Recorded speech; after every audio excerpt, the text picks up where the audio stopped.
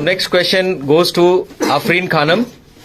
Aafrin, please stand up and explain what is macro and how to define it. Briefly, you can explain in your words. Macro is a series of command and function that are stored in a Microsoft Visual Basic module and can be run whenever we need to perform the task. If we perform a task rapidly in a Microsoft Excel, we can automate the task with macro. For example, if we often enter a long text string in a cell, we can format a macro. We can create a macro to format those cells so the text wrap.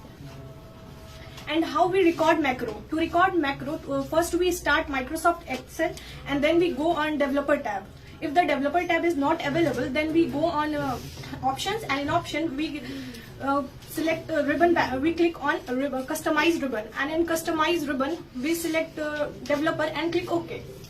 After that, we go on Developer, and in Developer, in the code group, we click Record macro, and then after we in a macro name box we enter a name for a macro.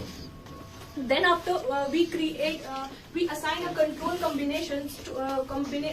combination shortcut key to run the macro, and in a shortcut key box, and then we in store macro in list we select a worksheet in which we want to store the macro, and then if we want to include a description in the description box, we enter a text that we want, and then we click OK to start recording. After that, we perform the action that we want to record, and then again we go on Developer tab, and in code group we click stop recording. That's all. Thank you.